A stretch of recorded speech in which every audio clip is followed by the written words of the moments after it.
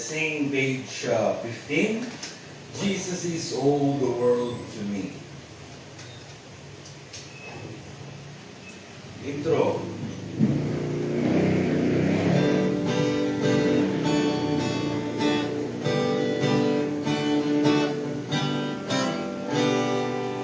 Jesus is all the world to me. My life, my joy, my all. He is my strength from day to day. Without Him I would fall.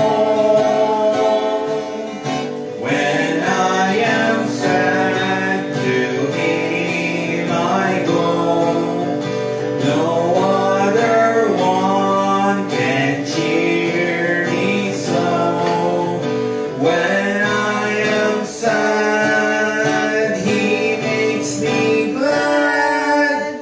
He's my friend too. Jesus is all the world to me, my friend in trial sore. I draw to Him for blessings, and He gives them more and more. 15. He sends the sunshine and the rain. He sends the harvest, gold and grain. Sunshine and rain, harvest of grain. He's my friend. Page 15 po, verse 3 na tayo. Ready? Sing. Jesus is all the world to me, and true to Him I'll be. Oh, how could I this friend deny when He's so true to me? Following Him, I know I'm right. He watches for me day and night. Following Him by day and night.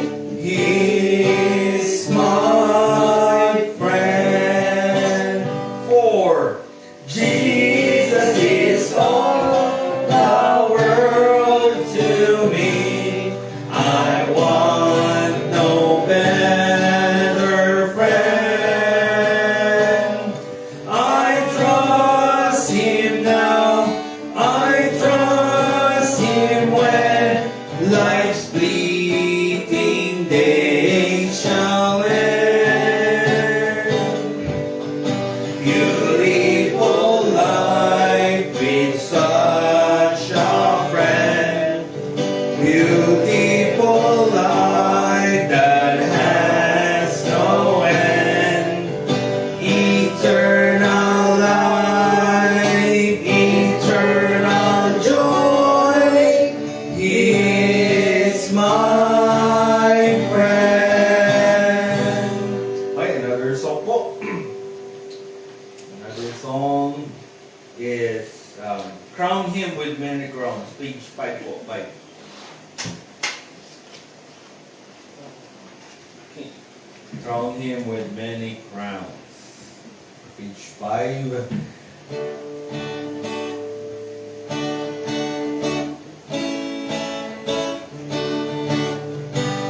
Okay, first stanza po. Ready? Sing. Crown Him with many crowns, the Lamb upon His throne. Hark how the heavenly anthem drones, all music by His own. Awake my soul and sing.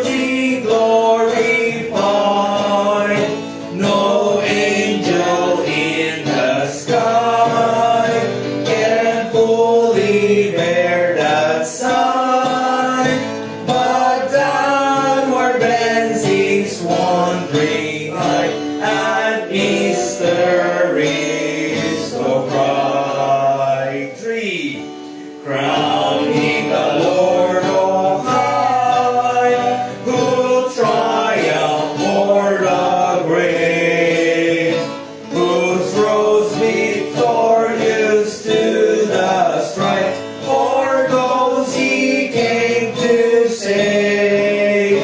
His glories now we sing, who died and rose on high, who died eternal life to bring, and lives the death may die. Last verse.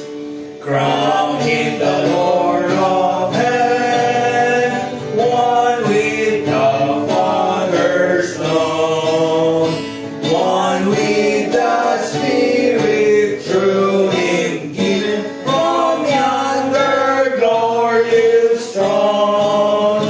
To thee the endless praise, for thou for us hast done. Be thou, O Lord, through endless days, adored and magnified. Okay, tayo po ay manalangin muna bago tayo ay magbasa ng ating Bible reading this evening. So, tayo po ay manalangin. Lord, thank you so much po for the privilege na binigay niyo po sa amin, sa chance, so Lord God, binigay niyo po sa amin upang mapag-aralan, mapag-usapan, mabasa, Lord God, ang inyong mga salita. At Lord, tulungan niyo po sana ang bawat isa sa amin na maintindihan ang inyong mga salita, O Lord God. Give us wisdom, O Lord God, and revelation sa every time that we read your word and every time that we talk about you, O Lord God. Please help us, O Lord. Tulungan niyo rin po ako, O Lord God, as I lead our service this evening po para sa inyo. Lord, sa mga brethren po na papunta pa rito, ingatan niyo po sana sila sa daan, gabayan niyo po sila. Lord, thank you so much po for somehow naging comfort na po or naging komportable na po si Caleb, O Lord God. Patuloy po namin siyang nilalapit po sa inyo, ang kanyang total healing, O Lord God, or heal. Lord, kayo na pong bahala sa amin, sa bawat sa amin, mausap, gumabay po kayo. Kayo po ang maitaas po sana namin this evening. In Jesus' name we pray. Amen.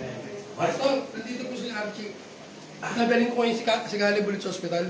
Tatakbo ko lang sandali kasi kailangan ko malaboratory yung dumi niya. Eh, dumumi siya eh. Tatakbo ko lang muna Sige po, sandali. Archie, nandito siya yung duko pa po ng pinulot eh. Dinala ko rito. Ay, nandiyan po. Nandito sa labas.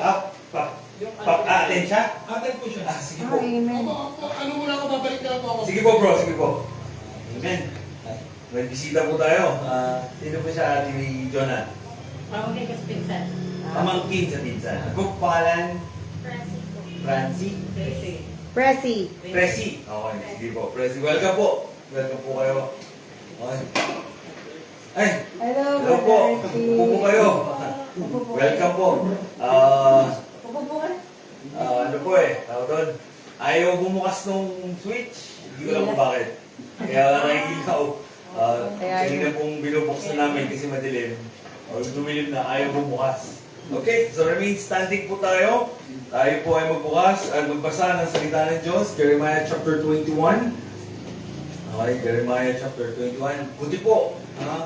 Nakakabigla. Answered prayer. Pero pinag-pray po namin kayo. At least po, ngayon is, may plano pa ang Panginoon sa inyo kay Archie. Okay, so Jeremiah chapter 21. Or Jeremiah chapter 21, verse, ako po sa verse 1, kayo po sa verse 2, salitan po natin basahin, at sabay-sabay po tayo sa verse 13 and 14. Okay?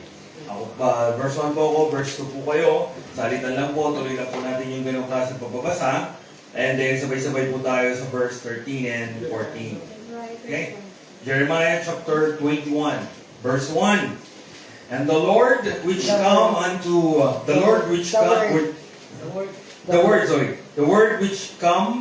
unto Jeremiah from the Lord when King Zedekiah sent unto him Pashur, the son of Melchiah, and Zephaniah, the son of Maaseiah, the priest, saying, Inquire, I pray thee, of the Lord for us, for Nebuchadrezzar, king of Babylon, maketh war against us, if so be that the Lord will deal with us according to all his wondrous works, that he may go up from us. Verse 3, Then said Jeremiah unto them, Thus shall ye say to Zedekiah, Thus said the Lord God of Israel, Behold, I will turn back the weapons of war that are in your hands, wherewith ye fight against the king of Babylon, and against the Chaldeans, which besiege you without the walls, and I will assemble them into the midst of this city. Verse 5, And I myself will fight against you with an outstretched hand, and with a strong arm, even in the anger, and in fury, and in great wrath. And I will smite the inhabitants of this city, both man and beast, they shall die of a great pestilence. Verse 7, And afterward, saith the Lord, I will deliver Zedekiah king of Judah, and his servants, and the people, and such as are left in this city, from the pestilence, from the sword, and from the famine, unto the hand of Nebuchadnezzar king of Babylon, and unto the hand of their enemies, and into the hand of those that seek their life, and he shall smite them with the edge of the sword.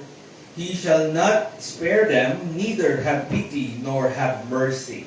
And unto this people thou shalt say, Thus saith the Lord, Behold, I set before you the way of life, and the way of death. Verse 9, And he that abideth in this city shall die by the sword, and by the famine, and by the pestilence.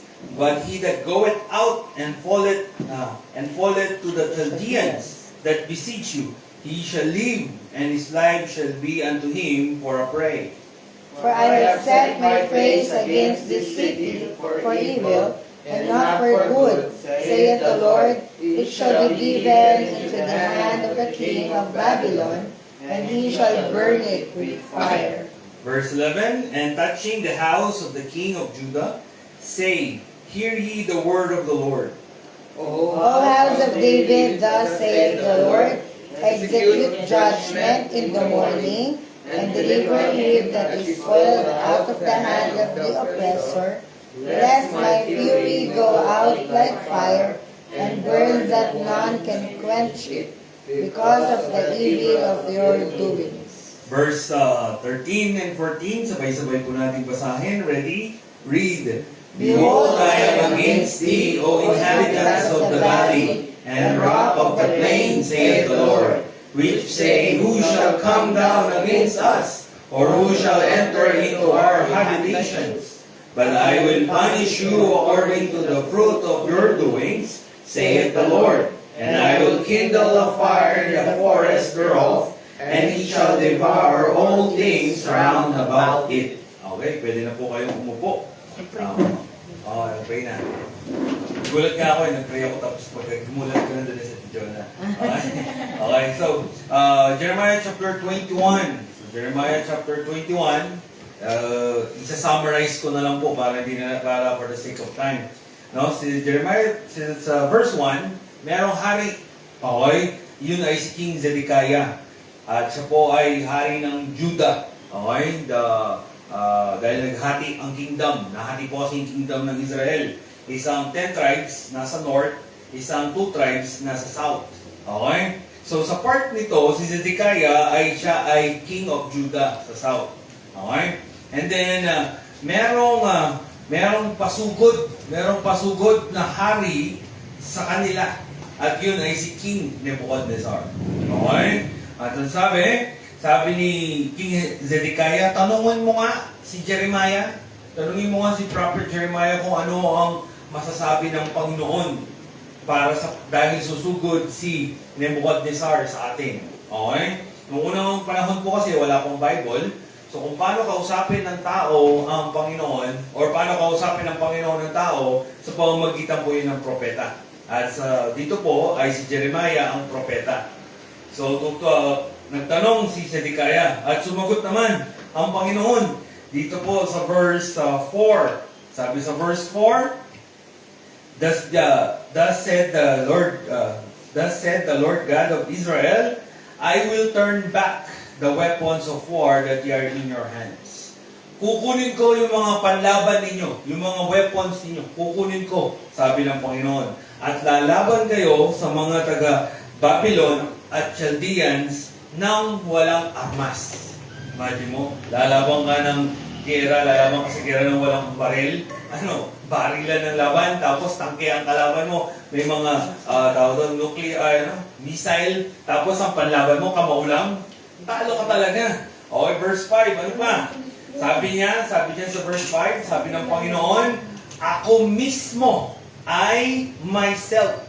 Ako mismo ang lalaban sa inyo. Imagine mo, dalawa na ang kalaban ng mga taga-Israel. Okay, first, nakalaban nila, may yung charger. Okay na ilaw. Okay na ilaw. Okay. So, ang sabi dyan, kalaban na nila si Nebuchadnezzar, makakalaban pa nila ang Diyos. Imagine mo, kung kalaban mo ang Diyos, anong mangyayari sa'yo? Okay? Then, sa verse 6, ito pa ang gagawin ng Panginoon. Susuguro na sila ni Nebuchadnezzar, makakaaway nila ang Diyos. Sa verse 6, pagpapadala pa ng Panginoon ng peste. Okay? Pepestehin lahat ng kanilang mga alagang hayop. So, mamamatay ang kanilang mga alagang hayop. Sa verse 7, okay, sabi niya, papatayin ko kayo sa peste, sa espada, at saka sa gutom, famine, pestilence, sword, and famine.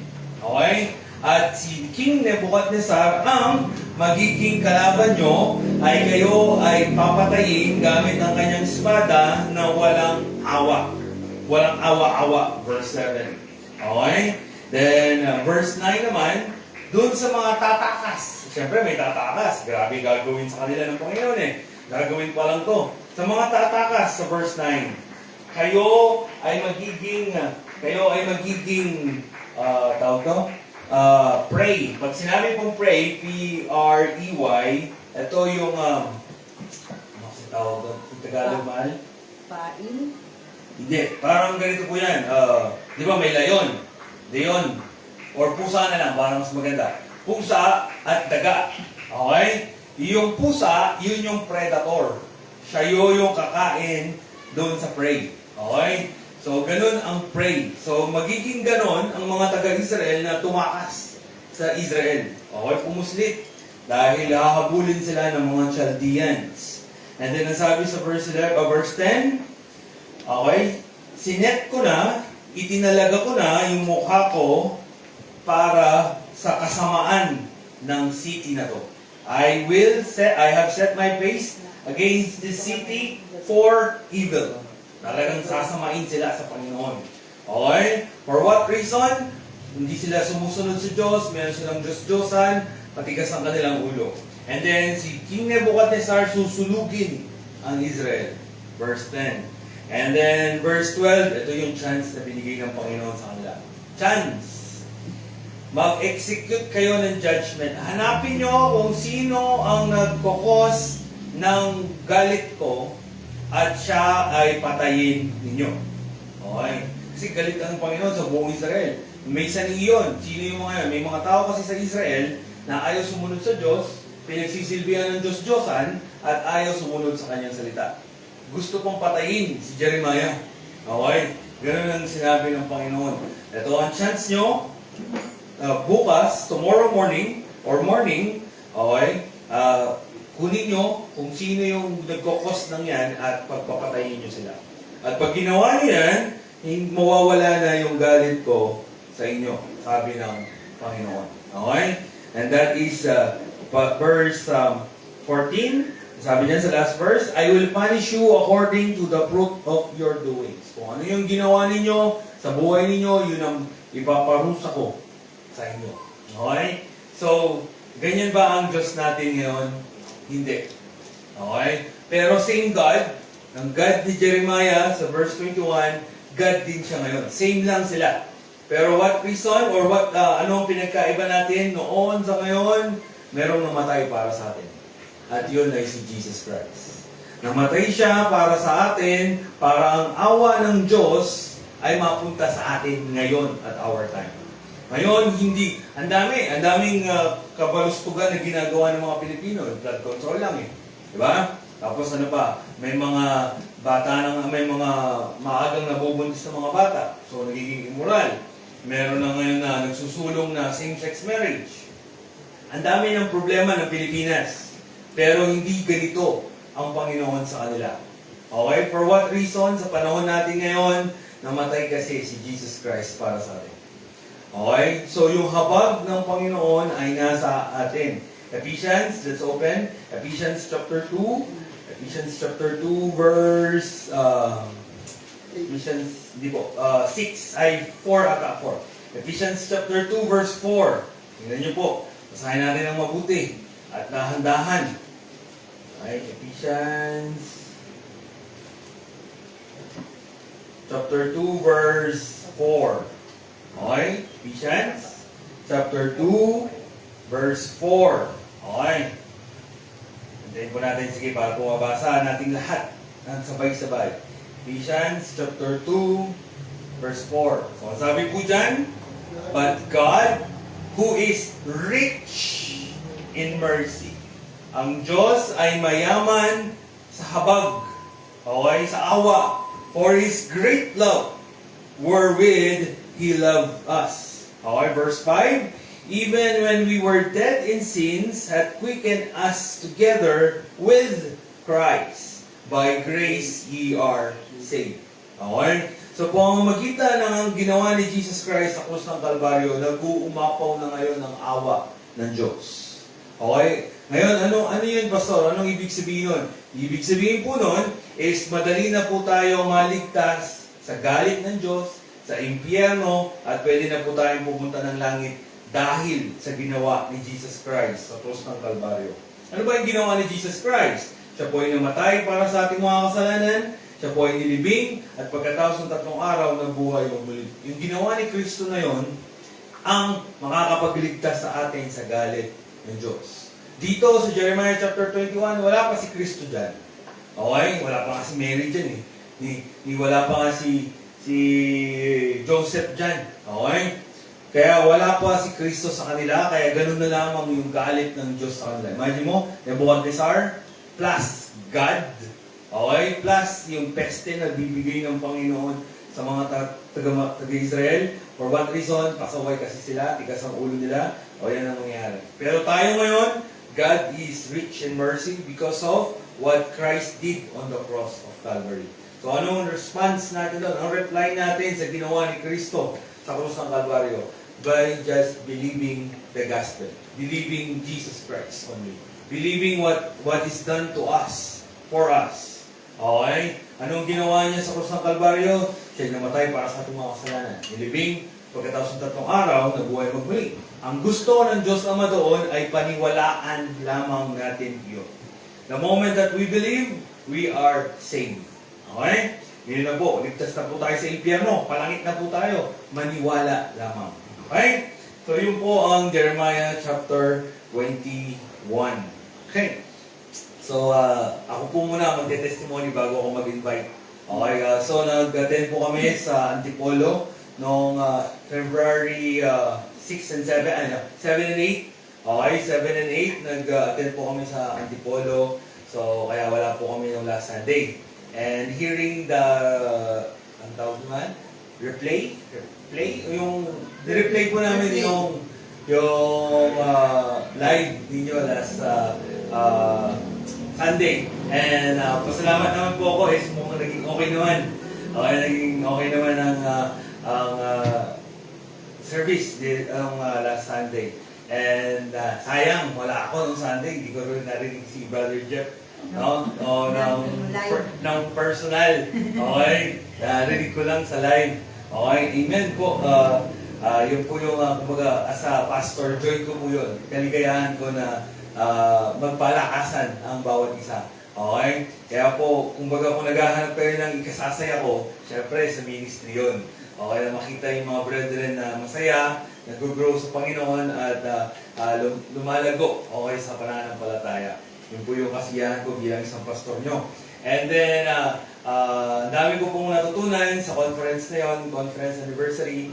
Dalawang church yun, 7 and 8. Sa 7, yung isang church sa Antipolo, yung 8, isa na namang church. Ang ginawa nila, nag-combine sila, nag-combine sila, isang venue pero dalawang church, dalawang event.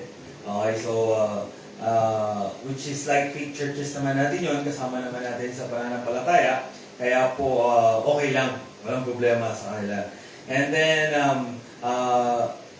pag-pray po natin, sama po natin sa prayer yung conference naman sa Baguio, 13, 14, 15. Hindi po kami kasama. Yan. Ligtas si Kuya Arnold. Okay, hindi po kami sasama or hindi po kami pupunta. Okay, so pag-pray na lang po natin yung success ng kanilang conference doon. So 13, 14, and 15. Recurrent. Okay, recurrent. Ang ibig sabihin po ng recurrent is pagre-review ng mga doctrines sa isang church. Okay? So baka kasi, meron po kasing time na last year, ganito yung doktrina niya, nasa tama, then pagkatapos ng bagong taon, or pagkatapos ng isang taon, mali na ang kanyang mga paniniwala. Okay, meron po kasi yun. Kaya po, recurrent po ang tawag doon sa pagre-review or pagre-review ng mga doktrina na ating mga pinanghahawakan at tinatayuan. Okay? Then, yun po yung success ng conference. And meron din po akong warning sa isa't isa. Okay? Meron po kasi tayong kagrupo dati, or ka-like faith, kasama natin sa pananampalataya, na okay naman siya nung una. O, tama yung doktrina niya, problema naman. Pero po nung nagsimula na siyang mag-live sa Facebook. Trending. Okay, nag-trend po siya, nag-trending siya. So, ibig sabihin, sumikat siya. So, sa Facebook pala, ganito pala sa Facebook. Pag nag-trending ka pala, halimbawa yung post mo nag-trending, okay, $3 ata ibabayad sa'yo. $3 per post. So, kung magpo-post ka ng 10, at nag-trending lahat yung 10 na yun, edi meron kang $30. Ilan yun? Sa 1,500 a day. Ano? Sa 50 pesos lang po yun, no? So, 1,500 a day. Malakas kumita. Kung gano'n ang kanilang ginagawa, gano'n yung ginagawa niya. So, malungkot na balita is nag-focus siya doon. Ginamit niya yung ministry para kumita ng pera. Okay? At kahit kung ano-ano na lang yung pinopost niya para lang mag-trending. Siyempre, alam naman natin yun, no? Pag controversial yung pinost mo, maraming reaction yan. Okay? At pag maraming reaction, tama man o mali, makikita siya. Okay? So, yung page po niya ay Preach the Word. Kung narinig niyo na po yun. Yung page po niya ay Preach the Word. Siya po si Pastor Ramil Garjan. Okay? Kaya lang, nalihis na po siya ng landas kasi wala na siyang pakialam sa katotohanan. Kung ano na lang yung mag-trending sa kanya, yun na lang. Okay? And then, ginagamit niya rin po yung AI. Yan. So, in short, yung mga pinopost niya, yung pinipreach niya, ay,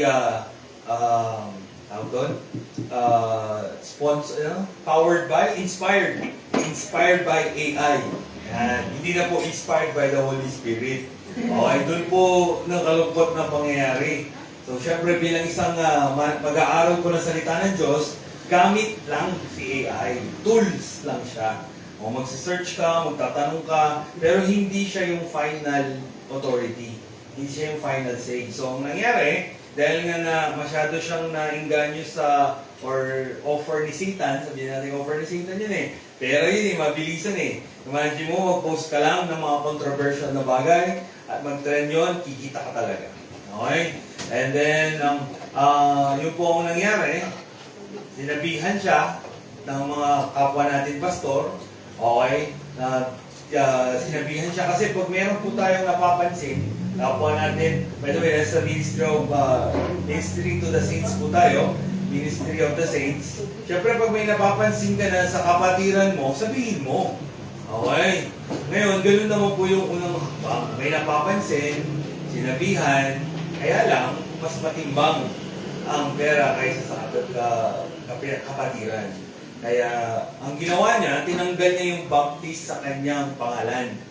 Okay? Then, dahil ginawa niya yon kasi para tirahin yung baptist. Siyempre, baka nga, trending nga po eh. Kailangan niya talaga mag-trending eh. So, tinanggal niya yung baptist, pinalitan niya ng sarili niyang, siguro, sarili niyang invention. Ang pangalan ng kanyang, is Dispensationalist Church. Dispensational Church, ata? Something like that. Oo. Tinanggal niya na yung baptist para tirahin niya yung baptist. Okay? Tayo po ay hindi po nagsimula kahit kanino. Okay? Hindi po tayo nagsimula kay John the Baptist. Ang Baptist po ay hindi nagsimula kay John the Baptist. Hindi rin po nagsimula sa kahit anong sinong tao. Okay? Hindi po tayo, actually, ang nga po, nakakatuwa or nakakamangha. Hindi tayo ang nagpangalan sa sarili nating Baptist. Okay, ganito po kasi yan. So, dumating po sa point na ang Roman Empire, sila yung nasa tuktok ng mundo. Okay? So, sila, siyempre, Roman Empire, meron silang mga churches. Okay? At yung practice po ng Roman Empire ay pagano. Ewan ko po kung narinig nyo na yun. Okay, may mga pagan beliefs po sila. Ano ibig sabihin ng pastor? Pag sinabi pong pagan beliefs, meron po silang Diyos-Diyosan. Okay? So, sa kanila po, nanggaling yung sikat na si Thor. And sa mga movie palabas, siya po ay God of Thunder. Kano po yun? Roman God. Okay? So, tatay niya na si Odin. Okay? Roman gods po yung mga yun. Okay? So, meron silang sarili nilang Diyos yung Roman Empire na yun. Ngayon, si Roman Empire, pinapatay niya yung mga naniniwala sa Biblia. Okay? So, pinapatay niya. So, ang nangyari po doon, sila po ay, yung tawag nila doon is yung Dark Ages. Okay? Nung namatay na yung 12 apostles, 400 years pa, bago, tama ba? 400 years, bago na, nagkaroon ulit ng pagbabasa ng salita ng Diyos. Within that 400 years, okay, pinagpapatay ng ng mga Romano ang mga naniniwala sa Bible. So nagtataka sila, bakit pinapatay natin, na ba't lalo silang dumadami? Parang baliktad. Dapat nga matakot na sila, maubos na sila, kasi nga pinagpapatay natin sila eh. So, hindi po ganun nga po yung nangyari. So, anong ginawa ng mga Roman Empire, emperor pa noon, pinalitan na nila ng kilala natin ngayon, na Roman Catholic Church. Okay? Yun na po yung, ngayon, sila po yung nag-invento ng infant baptism. Isa po yun sa kanilang invento, ng mga Roman Catholic Church. Ngayon, so lahat po ng nasasakupan, dahil nga sila yung nasa tuktok, lahat ng nasasakupan nila, binautismuhan nila lahat ng baby. Ngayon, may mga tumayo po na mga taong naniniwala sa salita ng Diyos at wala sa Biblia ang infant baptism. So, ang ginawa nila, nag-baptize sila ng matanda na. Okay, syempre, yun nga po yung pinapractice natin ngayon. Okay, nalaman yun ng Roman Empire at sila ang nagpangalan sa atin na Anabaptist. Okay? So, hanggang sa natanggal na po natin or di na natin ginagamit yung Ana. Pag sinabi po kasing Ana, again. Okay? Greek, Roman atang language yun. Okay? So, Anabaptist. So, hanggang sa tinanggal po natin yung Ana, naging Baptist na lang. At ito na po yun ngayon. So, wala pong tao, kahit sinong founder natin. Kung ang iglesia, meron silang Felix Manalo. Okay, kung ang mga Mormons ay meron silang John Smith. Ano? John Smith. Okay, kung sila, yan, tayo pong mga Baptist, wala talaga tayo. Okay, wala po tayong founder. Hindi po tayo founder kay John the Baptist. Okay? At yun po ang history natin mga Baptist. Kaya nga po, nakilala tayo kasi meron pong ibig sabihin yung Baptist na yun. Okay, B is Bible. Bible is our final authority. A is autonomy of local church. Ibig sabihin po, hindi tayo pinakikialaman ng kahit sinong church. Kahit galing kami kay Pastor Randy, hindi tayo pakikialaman kay Pastor Randy. Then yung P po is priesthood of the believers. Ibig sabihin po, is para na tayong pare. Noong unang panahon kasi, yung pare, lang kung gusto mong magsamba, manalangin, kausapin ng Panginoon, kailangan ka lumapit sa mga pare. Ang mga pare po sa Biblia ay may asawa. Okay? At nasa lahi po sila ng ni Levi, sa 12 na anak ni Jacob. Okay? Nag-aasawa po sila. And then, dati, kung gusto mong sumamba sa Panginoon, kailangan mo sila. Kailangan mo dumaan sa kanila at sila ang magkikipag-usap sa Panginoon. Ngayon po is wala na. Lahat na po tayo ay pwede na magkaroon ng access sa Panginoon. Anytime, anywhere. Dati, sila po, kailangan mong pumunta ng church para ma-worship mo ang Panginoon at kailangan mo ng pare. Ngayon, hindi na. Kahit saan po tayo, pwede na po tayo umawit, magpasalamat sa Panginoon, manalangin sa Panginoon. Hindi na po natin kailangan ng pare. Kaya po siya priesthood of the believers. And then yung T, meron po tayong sinusunod na 2 offices, deacons and pastor. O bishops and deacons. So, okay, pastor and deacons. Yung deacons po ay nagsisilbing assistant ni pastor. So, pag wala si pastor, okay, siya yun. So, hindi pa po deacon si Kuya Arnold. No? Ang deacons po kasi ay meron pong qualifications din yan. Meron pong mga dapat sundin. Nagiging assistant ko lang si Kuya Arnold pag wala ako. Okay, pero hindi pa po siya counted as deacons. And then yung I, individual soul, liberty, and salvation. Okay? Individual po ang kaligtasan natin. Hindi ko maligtas ako. Naniniwala ako sa ginawa ni Jesus Christ sa cross of Calvary. Ligtas na yung anak ko. Hindi. Hindi po ganun. Okay? So, kailangan ma-sharean din siya, maintindihan niya, at maniwala siya, ligtas, doon siya maliligtas. Ang kaligtasan po natin ay hindi po by family. Bagkos tayo po ay individual. Okay? Hindi ko rin masasabi kung ligtas na yung asawa ko. Siya lang at Panginoon lang ang nag-uusap doon. Okay? That is I. Nasa S na tayo. Nak, pag may time ka, pwede mong nang sulat para makita ng mga brethren. Okay, nasa S naman tayo. So, naniniwala po ang Baptist or nakilala ang mga Baptist sa separation of church and state. Hindi pwedeng makialam ang gobyerno sa atin. Tayo rin, hindi tayo pwedeng makialam sa gobyerno. Okay? Hindi tayo pwedeng patakbuhin ng gobyerno natin. Okay? The separation of church and state. And then last po is meron po tayong 2 ordinance. Yung Lord's Supper or Lord's Table and then water baptism. Nagbabaptize din po tayo. Hindi po tayo nagbabaptize para maligtas. Hindi po. Tayo po yung nagbabaptize para po i-announce sa public na tayo po ay ligtas na. Okay, yun po ang ibig sabihin ng water baptism. Although noong panahon nila Jesus Christ, requirement yun. Kailangan mo, sabi doon, repent and be baptized. Sa panahon po yun nila Jesus Christ. Pero sa panahon natin, hindi na po yun parte ng ating kaligtasan. Okay? So, yan po ang priesthood of the believers. Amen. Tanong na ako kung hindi. So, yun po yung, dyan po tayo nakilala. Nakilala po tayo sa mga distinct, ang tawag po dyan is Baptist distinction. Okay? Yan po ang pinagkakaiba natin sa ibang mga religion. At lahat po yan ay nakabase syempre sa Biblia. Okay? So, pastors and deacons. So, yun po yung ibabalita ko. Please, kung kayo po ay nakasubscribe man, kay Preach the Word, mag-unsubscribe or mag-unfollow na lang po kayo. Okay? Kasi po nasusuportahan yung kanyang, pag kasi nilike, sinare pala natin yun, nilike, share, comment, okay? Magte-trending pala siya. Pag marami nag-like, marami nag-share, marami nag-comment, magte-trending siya. So, nagiging, parang ang nangyayari, nagiging parte na tayo ng kanyang kalokohan. Yan. Kaya po, huwag na po tayong mag-subscribe or mag-share, i-unfollow. Separation of church and state. Okay? Yan. So, Meron ngayon po ako magtatawag kung sino po ang merong testimony, Thanksgiving, song offering na gustong iaalay para sa Panginoon this evening. Meron po ba?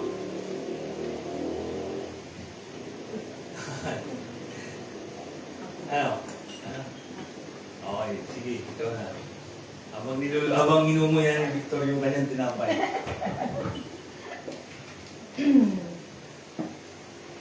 Magandang gabi po sa ating lahat. Ako po ay lubos na nagpapasalamat po sa Panginoon sa pag-ingat at paggabay po niya sa amin, sa pagpunta po namin sa Candaba, kasi nung Friday night po kami nakaalis, parang almost past 7 na po. So, tapos itininda ko muna yung mga paninda ni Ate Luz. Dinaan namin sa Mexico, yun, para makaminister tayo sa kanya. Tapos, late na rin kami nakadating po kala Pastor Randy. Mga 11 na ata ng gabi. Sa biyaya ng Panginoon, smooth naman po yung biyahe namin since morning naman kasi siya. Parang 6 na rin kami nakaalis, pero 8 kami nakarating ng Rizal. And then, blessing po yung mga preachings, yung conference po mismo. Blessing po siya sa amin. At, alam po, i-share din naman ni Pastor yon. Isa po sa pinaka na tumatak po sa isip ko yung take heed unto the doctrine, and continue in them. Yun po yung theme ng isang church, kasi dalawa nga po yung church yun. Sunday po yun. Tapos, yun, blessing din na kami ay may natulugan, yun, may accommodation sila nung Saturday night. Tapos, yun, napakalaking blessing kasi parang, yung ano po ba, yung syempre, we've been here po sa Bataan for quite a while. Since, di ba po, March, nag-start yung pulpit preaching, pulpit supply.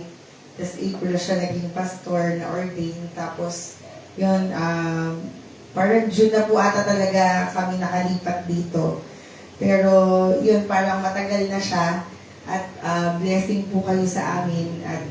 Pero iba din yung bang nare-refresh ka din ng fellowship din.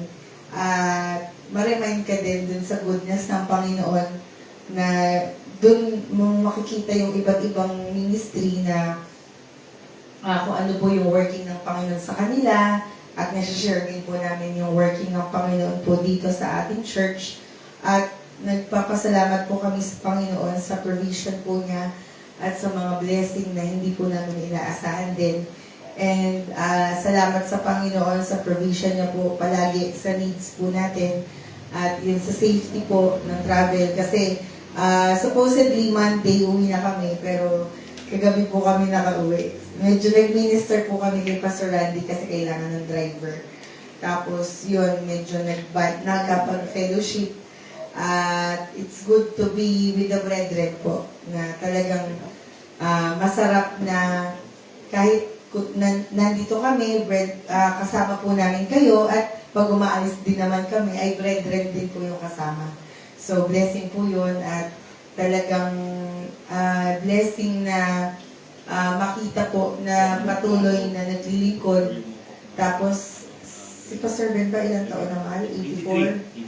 83, no? So, sa age ni Pastor Ben, grabe, na bibless ko talaga ako sa buhay niya, na lahat naman po tayo may mga shortcomings, di ba po? May mga pagkukulang sa Panginoon, whether pastor o hindi. Pero yung katotohanan na tayo ay nagpapatuloy, yun po ay malaking blessing. At nagpapasalamat po ako sa Panginoon kasi yun nga, at least somehow medyo umukay na ata si Khaled. Kaya lang, may mga kailangan pa rin siya yung sa laboratory. At patuloy po natin siyang ipag-pray. At saka, praying din po sa mga, yung mga iba pa pong mga Sa conference din, para kasing ang bilis ng araw na magulit na lang tayo, ayan ay conference. So may mga pinapanalangin po kami para sa provision din ng conference. May mga binibigay ang Panginoon talaga na unexpectedly. Kaya salamat sa Panginoon talaga sa kanyang kabutihan po sa atin. Glory to God po. Amen. Usapang answered prayer. Answered prayer po si Brother Brother Archie. Okay, nabanggit po ni Kuya Arnold sa akin. So, nasama po namin kayo sa prayer. Nagulat po talaga kami, di ba? Wednesday. Wednesday yung una natin pagkikita. Tapos ilang araw lang, tinubuhan na daw po kayo. Okay, so, and then, tinanong ko lagi ako nagtatanong kay Kuya Arnold, kumusta na si Brother Archie, bro? Kumatos daw po eh. Sabi niya ganyan.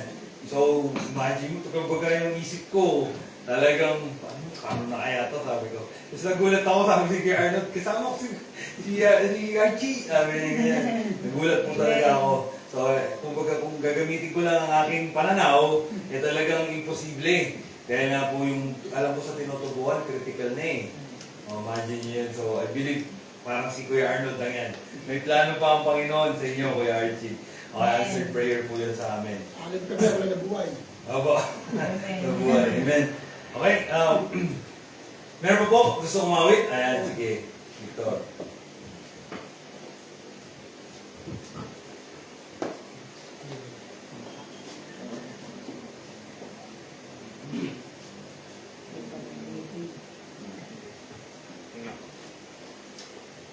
Magpasalamat muna po ako. Magpapasalamat po ako sa Panginoon sa biyaya na natanggap ko po sa pang-araw-araw, sa pag-ingat po sa akin, sa pagpasok sa school, pagbigay po ng knowledge. Then, magpapasalamat po ako sa Panginoon dahil sa pagbibigay po ng kalakasan sa aking mga magulang, pag-ingat po sa kanila sa pang-araw-araw at pag-daigid po. Magpapasalamat din po ako sa Panginoon dahil nakasama po ako kanina sa Jane Ministry. Doon po nakita ko po yung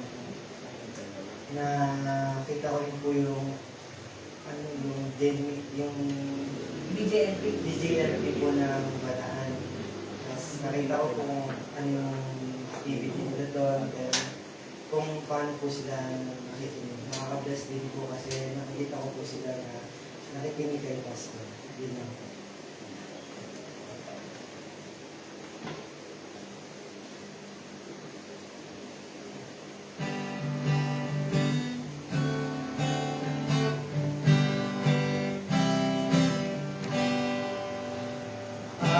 I know, Lord, I have heard thy voice, and it told thy love to me.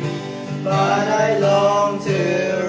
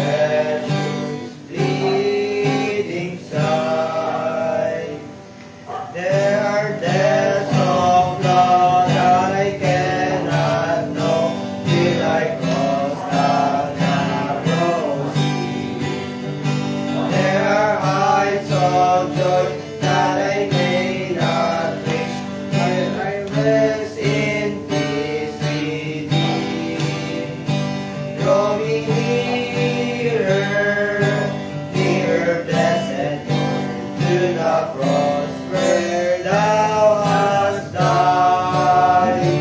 Draw me nearer, nearer, blessed Lord, to thy precious bleeding Son. Glory to God.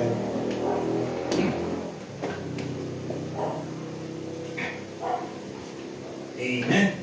Okay, tayo po ay dumako na sa ating lesson this evening. So, ang title pa rin po, nasa series po tayo ng Titles of the Believers. Ang una po natin pinag-aaralan ay ang title po natin na Pagiging Saint. Okay, hindi po ito saint ng alam natin na saint yung kailangan mo muna mamatay dahil bago ka pagpuputuan ka, then pag ikaw ay napagputuan, ikaw na ay santo. Hindi po ganun yan. Dahil po, ayon po sa Biblia, ay meron po mga taong santo sa Biblia at buhay. Let's open 1 Corinthians 1 Corinthians chapter 1, verse 1 Corinthians chapter 1, verse 2. Okay.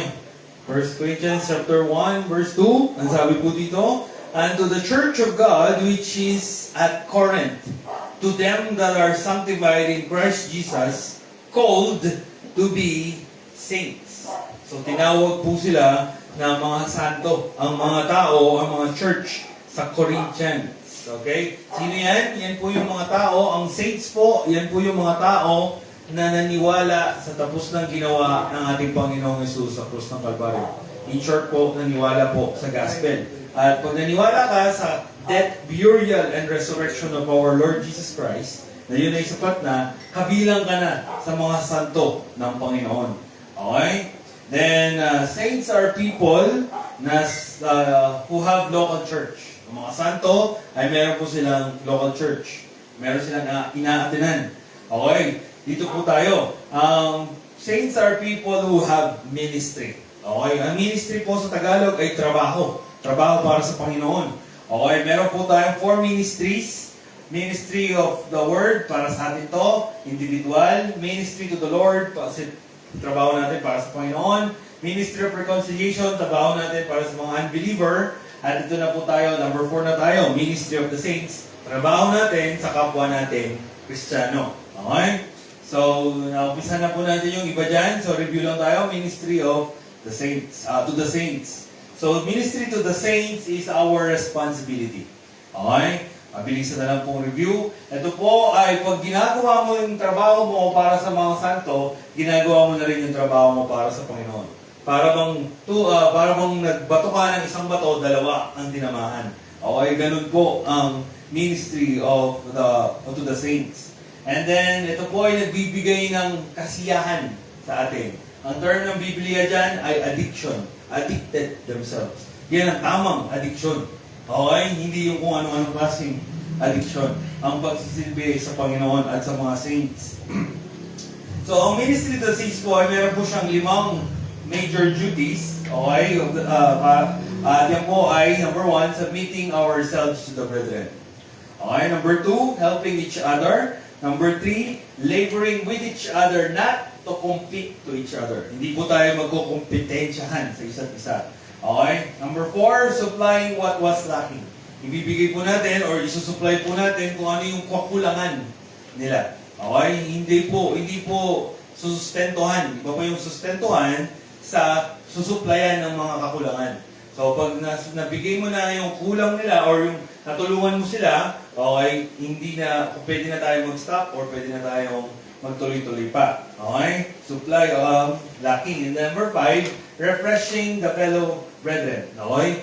So, pag nakita natin ang isa't isa, hindi nakakunot yung noon natin. Okay? Pag nakita natin ang isa't isa, nakangiti tayo. Okay? Yan po ang refreshing the fellow brethren.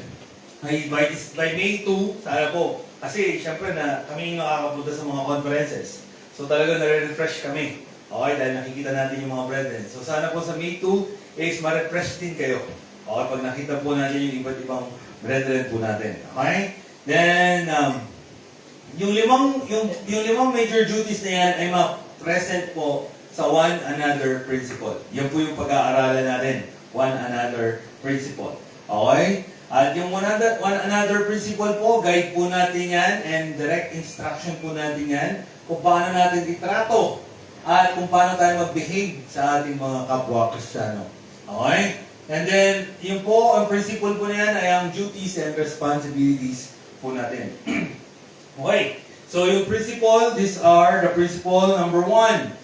Principle number 1, be kindly affection one to another with brotherly love. So, na-discuss na po yung half niyan, I believe. Na-discuss na po natin last Wednesday. So, quick review lang. Ang ibig sabihin po ng kindly affection ay familial affection. Ano yan? Family-like treatment. Okay? So, tayo po dito sa church, tayo po ay iisang pamilya. Malaking pamilya. Okay? Tayo po ay magkakapatid, kaya nga tawag natin sa isa't isa ay brothers and sister. Sister Jonah, Sister Kat, okay, Brother Jeff, Brother Victor, yan ang tawagan natin. Bakit? Kasi family-like treatment dito sa church. Yun ang gusto ng Panginoon. Kaya nga, principle number 1, be kindly affection one to another with brotherly love. Makikita po yan sa Romans chapter 12, verse 10. Mamaya na po natin, or hindi na lang po bubuksan. Okay, then review lang tayo. So bilang isang pamilya, of course, pinaprioritize natin ang isa't isa. Okay, kayo po, pamilya, mayroon kayong anak, mayroon kayong kapatid, or mayroon kayong magulang. So pag kailangan si kuya, si kapatid, uunahin natin si kapatid, or si kuya, or kamag-anak. Una sila. Susunod na lang yung kapitbahay kung meron man silang kailangan, or kung sino-sino man. Ang una talagang sikasuin, ang priority, ay yung pamilya. Okay? So, ganoon din po yan sa church natin. So, unahin po natin ang isa't isa. Okay, next po is honor above their own. Okay? Mas ginagalang natin ang kapwa natin. Pamilya or sa church natin, ginagalang po natin. Hindi ko mo basurero lang siya at ikaw ay engineer, wala nang paggalang sa isa't isa. Hindi po. Okay, bilang isang Kristiyano, galangin natin ang isa't isa. And then, promotes deep and respectful relationship. Okay, lagi tayo nagrespetuhan sa isa't isa. Okay? Bilang ako pastor, hindi ko pwedeng pakialaman yung pamilya ng mga pamilya-pamilya kasi respeto yun eh. So, tayo po'y sumusunod sa prinsipyo din na headship. Okay? So, halimbawa po, si Kuya Arnold ay siya yung padre de pamilya sa kanyang pamilya. So kung ano yung course na gusto ng anak niya, hindi ko pwedeng pakialaman yon. Okay, sila nang bahala mag-uusap doon. Pero pagdating po sa mga spiritual, siyempre doon po ako papasok. Okay? Pero pagdating sa kanilang daily living, decision making, sila po ang magdi-decision noon. Okay, so promotes deep respect relationship. Next, okay, how can we practice the kindly affection one to another? Paano mo to ipapractice? Okay? Can be practiced by if a fellow brethren have problems. So pag ang kaibigan po natin or kapwa natin Kristiyano ay may problema, okay, siya ay may sakit, okay, tayo, if ever man, example lang, may doktor sa atin dito, may sakit yung isang brethren, okay, so siya na ang bahalang magbigay ng kagamutan sa kanya, kung kaya naman niya. Okay, kung may financial problems naman or financial issue, okay, so pwede nating ma-advise or pwede nating matulungan financially. Okay, pwede rin po halimbawa may nakalitan or may nabubuli or mayroong nananakit or may nanggugulo sa kanilang lugar. Okay, so pwede po natin silang tulungan sa ganung klaseng pamamaraan.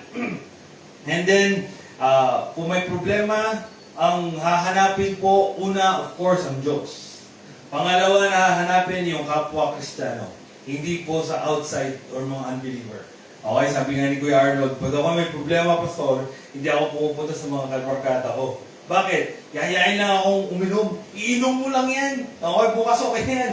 Hindi po ganun ang problema. No? Hindi na natakot sa alak ang problema. Okay? Next po, paano natin ipapractice ang ating kindly affection one to another? Sa pamamagitan po ng if a brethren needs help. Tulungan po natin siya. Kahit ano yan, pagbubuhat, pagdadrive, kung meron mong kailangan, kung ano man ang kailangan itulong sa kapatiran, tutulong. Okay? Sabihin nyo lang po, paalam nyo lang po, huwag po kayong mahiya. Okay? Next is, if a brethren achieve something important. So ito naman, positive. Merong nakuhang importante o merong nakamit na importante ang isang brethren. So siya ay naging top 1, na-promote siya sa trabaho, nagkaroon, nabuntis na yung dapat mabuntis, nagkaanak, gumaling. So kasiyahan yun. Okay? So magiging kasiyahan, kung ano yung kasiyahan ng brethren, kasiyahan din natin. Huwag po tayong crab mentality. Okay? Although Pilipino tayo, pero alisin na natin sa ating sistema ang pag umaangat, binababa. Sana huwag pong ganon. Okay, next. If a brethren is in a sorrowful situation naman, so siya ay malungkot, siya ay napipighati, tulungan po natin siya, damayan natin siya sa kanyang kalungkutan. Okay? Huwag sana maisip ng bawat isa na, ay, nandiyan naman si pastor, okay na yan. Hindi ko po kaya yun ng ako lang. Pag sama-sama tayo, para bang walis tingting yan, na mahirap magwalis kung isa lang ang gamit. Pero kung tayo ay sama-sama, pumunta tayo sa brethren na if ever man na may namatayan, okay, comfort yun sa kanila. Okay, refreshing yun sa kanila. And then, sabi po dito, can exercise, the fellow brethren have burdens. May kabigatan siyang dinadala. Okay, bilang isang kapatiran, may damayan natin sila pag mayroon silang kabigatan na dinadama. Tulad po niyan, si Caleb, okay, may sakit, so puyat-puyat po yan. So kung kaya nating tulungan si Kuya Arnold sa kung anong tulong na may tutulong natin, that's the time. It's the time to ma-practice po natin ang kindly affection one to another. Okay? Next po is, by the way, yung burdens. Kung gusto nyo maglabas ng sama ng loob, kung gusto nyo merong makwentuhan, nandito lang po kami. Chat nyo lang ako habang kung wala naman akong schedule. Nandito lang, pwede po akong makinig at magkwentuhan tayo dyan. Okay? Kung meron pong kubigat na kailangan yung ilabas. Okay? Mas maganda pong ilabas yan sa kapwa nyo Kristiyano kasi maiintindihan kayo. Okay? The next po, if a fellow brethren is asking for an advice. Ayan, kung merong advice. For example, Pastor, bibili ako ng sasakyan eh. Ano kaya magandang sasakyan ang bibili ko? Ayan. So, syempre, pwede naman ako mag-advise dyan. Kumbaga mga klaseng ganon. Then, kung meron man pong legal matters, okay? Mga legal na hindi nyo alam, pagpapalipat ng pangalan ng lupa, ano po mga pag may kaso, kinasuhan, mga ganon. Papalitan ng birth certificate. Yan po yung ating legal. Okay? Next is, if a fellow brethren is lonely. Yan, sana po kung may malungkot, lapitan. O Brad, nakikita ko malungkot ka. Baka gusto mong pag-usapan yan, dinaramdam mo. Okay? So, ganun po tayo. The next po, if a fellow brethren is shy because he or she is new. Ano, siya ay bago, kausapin natin, kwentuhan. Hindi yung, bahala siya dyan. Siya lumapit sa atin. Hindi po ganun klaseng mindset. Okay? Then, nabuksan po natin yung mga verses na yan. Dito na po sila papalikan dahil na-discuss na po natin yan last Wednesday. Okay, dito na po tayo. Okay. Examples of the saints to the poor brethren in Jerusalem. Okay, meron kasing kwento. Yan. Okay. Then, tingnan po natin at ating puntahan. Let us see a perfect example of principle number 1, which is kindly affection one to another. Okay, things happen in the Church of Jerusalem. Anong nangyari sa Church of Jerusalem? Let's open Acts chapter 2. Okay? So, yan po ay magagaling lang ng kamatayan ni Kristo. Siya ay nabuhay magbuli at nag-stay po si Jesus Christ ng 40 days dito sa lupa. Okay? Hindi po lahat ng patay ay nag-i-stay ng 40 days dito sa lupa. Okay? Si Jesus lang po yun na nag-stay ng 40 days. Bakit, Pastor? Kasi siya po ay nagturo po si Jesus Christ ng 40 days. Kaya po siya nagstay, di ba? Namatay siya, nabuhay siya magbuli, and then nagstay po siya ng 40 days. Si Jesus Christ lang po gumagawa nun. Hindi po yun ginagawa ng lahat ng namamatay. Okay? And then, nagturo siya. Ngayon, Ito po ang Acts chapter 2 verse 44. Nung nagturo siya, tinuruan niya yung mga apostoles, nagturo na rin. Nag-demonstrate na rin kung ano yung tinuro ng Panginoon sa kanila. So Acts chapter 2 verse 44, and all that believe were together and had all things in common, or all things common. So yung mga naniwala kay Kristo, okay, sila po ay merong isang pagkakapareho. Okay? Then verse 45, ano yung pagkakapareho nila? And sold their possessions and goods and parted them to all men as every man had needed. So anong ginawa nila? Silang mga nasa Church of Jerusalem ay binenta nila lahat ng meron sila. Okay? At anong kanilang ginawa? Binenta nila and then pinamigay nila sa mga nangangailangan. Okay? So, Pastor, gagayahin ba natin yan? Hindi po. Okay? Hindi po. Bakit nila ginawa yan? Kasi akala nila malapit na dumating ang Panginoong Yesus. Okay? Akala nila malapit na dumating ang Panginoong Yesus, kaya yun ang kanilang ginawa. Okay? Hindi nila nakita na meron pa palang ibang plano ang Panginoon. And then Acts chapter 4. Let's open Acts chapter 4, verse 32 to 37. Acts chapter 34. 4 verse 32, and sabi dyan, and the multitude of them that believe were of one heart and of one soul, neither said any of them that all of the things which he possessed was his own, but they had all things common. Okay, so tinrato nila na yung pagmamayari nila ay hindi na sa kanila. Okay, yun ang kanilang treatment. Verse 33, And with great power gave the apostles witness of the resurrection of the Lord Jesus, and a great grace was upon all them. Verse 34. Ang sabi ko dyan, neither was there any among them that lacked. Wala silang pagkukulang. Hindi sila nagkukulang. Hindi sila nagkukulang sa pera, sa pagkain, sa damit. Wala silang pagkukulang. Neither was there any among them that lacked. For as many as were possessors of lands or houses sold them and brought the price of the things that were sold. So, ang ginawa nila, binenta nila lahat ng meron sila at dala-dala nila yon. Okay? Kanino nila binigay? Verse 37, or 35. And laid them down at the apostles' feet. And distribution was made unto everyone according as he had needed.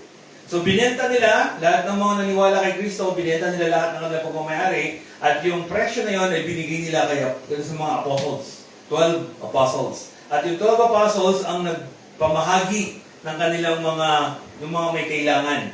Okay?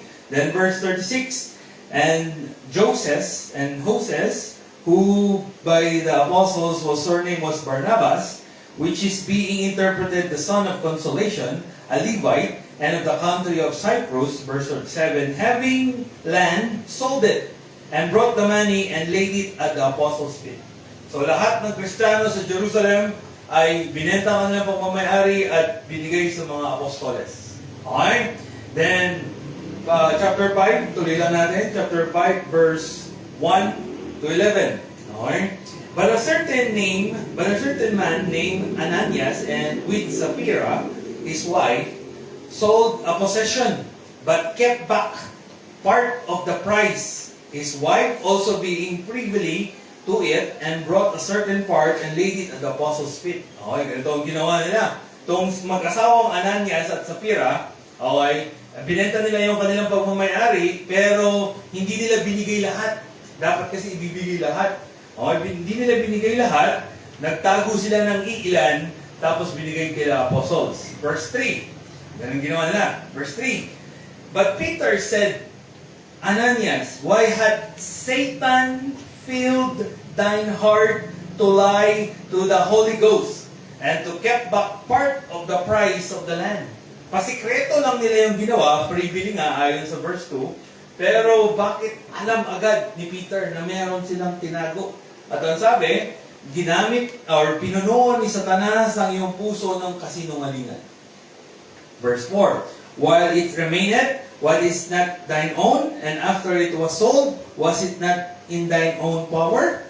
why hast thou convinced or conceived these things in thine heart? Thou hast not lied unto men, but unto God. Hindi ka nagsinungaling sa amin. Hindi naman namin gagamitin yung pera na yan eh. Sabi ni Apostle Paul. Ano ba namin yan? Para sa amin ba yan? Para ikayaman namin? Bumili kami ng Rolls Royce? Hindi! Sabi ni Apostle Paul. Ay, Apostle Peter. Okay? Dahil ginawa mo yan, nagsinungaling ka sa Diyos, hindi sa amin. Verse 5, And Ananias, hearing these words, fell down and gave up the ghost, and great fear came all them that heard these things. Pagkatapos sabihin ni Apostle Peter yon, namatay si Ananias. Okay? Pastor, ano yan eh? Okay pa ba yan sa atin? Sa kanila po yan, nung time nila. Okay? Verse 6. Verse 6. And the young man arose, wound him up, and carried him out and buried him. Kasi nga, namatay na siya. Si Ananias yun, yung lalaki. Verse 7.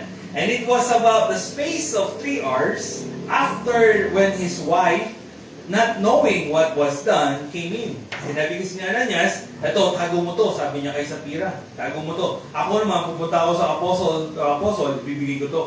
So, after 3 hours, bumalik si Sapphira, pumunta siya sa mga apostles. And then verse 8, sabi ng Panginoon, kaya sabi ni Peter, and Peter answered unto her, said, Tell me, where ye sold the land for so much. And she said, Yeah, for so much. So nabenta na sa mataas na halaga, for so much. Verse 9, Then Peter said unto her, How is it that ye have agreed together to tempt the Spirit of the Lord? Behold, the feet of them which have buried thy husband are at the door, and shall carry thee out. Okay? Sabi niya, yung mga naglibing sa anak mo, or sa asawa mo, nandiyan lang sila sa pintuan, at sila din ang maglalabas sa iyo. Okay? Verse 11, verse 10, Then she fell down straightway at his feet, and yielded up the ghost, and the young man came in, found her dead, and carrying her forth, buried her by her husband. Okay, so namatay din si Sapphira. Sino ang pumapatay niyan? Si Peter? Hindi po, ang Diyos. Bakit? Sila ay nagsinungaling sa Diyos. Verse 11, Great fear came upon all the church, and upon as many heard these things. Okay? So sila po, ang nangyari ang mga bagay na yan, okay, then natakot sila. Paano yan nangyari? Kasi buhay pa ang mga apostles during that time. Meron pa silang authority. Ang mga apostles dyan, kung naaalala niyo po, ang mga apostoles po ay meron po silang kapangyarihan. Binigay yun ng Panginoon sa kanila. Nang gumawa ng mirakulo at gumawa ng mga bagay na mga imposible. Okay? So in short, ang nangyari sa mga Church of Jerusalem, pinagbebenta nila ang kanilang mga ari-arian. So, tapos pinamigay sa mga may hirap. So, hindi natin masasabi, meron siguro silang pera na tira para sa kanilang sarili, no? Pero kulang na. Let's say, nabawasan na yung kanilang kayamanan. Okay, ano pang nangyari? Acts chapter 8, verse 1. So, ganun ang nangyari, no? Nagbenta sila ng kanilang mga ari-arian. Sa lahat ng yun ay binigay sa mga apostles' feet. Sa apostles' feet, lahat ng kanilang pinagbentahan. And then ito pa, dumagdag pa itong problema nila na to. Okay, Acts chapter 8 verse 1, And Saul was consenting unto his death, and at that time, there was a great persecution against the church which was at Jerusalem. Okay, and they were all scattered abroad throughout the regions of Judea, Samaria, except the apostles. So wala na silang pera. Nandyan pa tong si Apostle Paul. Si Paul po yan. Si Apostle Paul. Saul pa siya nung una niyang pangalan. Siya ay notorious na kriminal dyan. Nanguhuli ng mga Kristiyano. Saul pa siya.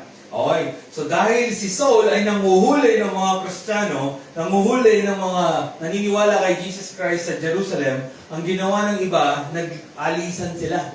Yung iba pumunta ng Judea, yung iba pumunta ng Samaria. Okay? So, walang pera, na umalis pa sa lugar nila, so talagang maghihirap talaga sila. Okay? And then, last po, na nangyari sa kanila, Acts chapter 11, verse 27 and 28. Okay. So, yan po ang nangyari. Acts chapter 11, verse 27 to 20 and 28. Ang sabi dyan, "And in these days came prophets from Jerusalem unto Antioch. And there stood up one of the name Agabus." So merong prophets na pumunta. Agabus ang pangalan niya. Galing siya sa Jerusalem. "And signified by the Spirit that there should be a great dearth throughout all the world, which come to pass in the days of Claudius Caesar." Okay? So pag sinabi pong dearth, ay taggutom. Okay, sa Tagalog. So, binenta, wala ng pera. Pumunta sa ibang lugar, walang trabaho. Okay, walang trabaho kasi alisan sila sa kanilang mga lugar dahil pinapatay sila ni Paul. And then, meron pang taggutom. Anong mangyayari sa kanila? Mahirap. Naghirap ang Church of Jerusalem. Okay, walang pera, walang trabaho, taggutom. O talagang wala ka talagang mangyayari dyan. Okay? So, ganyan ang naging kalagayan ng Jerusalem. Okay? Church of Jerusalem. Then, the saints did to the poor brethren in Jerusalem. Ano yung ginawa? Pasensya na, mali ang grammar. Tawag to? Wala tuloy ako. So, anong ginawa ng mga saints sa brethren sa Jerusalem? Okay, let's see. Acts chapter 11, nandiyan pa rin kayo, no? Acts chapter 11, verse 29 and 30. So, doon sa taas na verse, 27 and 28, merong si Agabus, galing sa Jerusalem, pumunta siya sa Antioch, okay? At siya ay nagsabi sa mga church, sa mga brethren sa Antioch. Anong sinabi niya? Verse 29, "Then the disciples," sinabi pala niya na naghihirap sila dyan.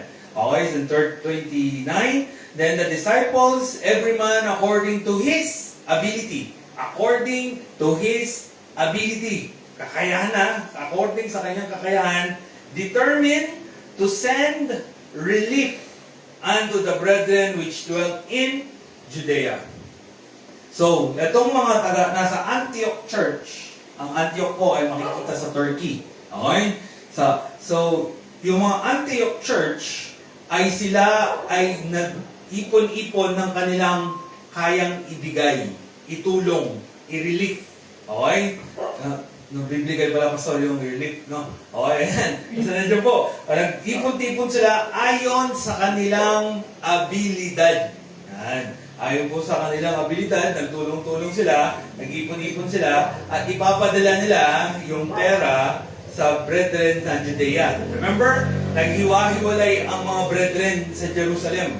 May pumunta ng Judea, may pumunta ng Samaria. So ito, magpapadala sila ng tulong, pera, pinansyal sa brethren na nasa Judea. Verse 30, "Which also they did, and sent into the elders by the hands of Barnabas and Saul."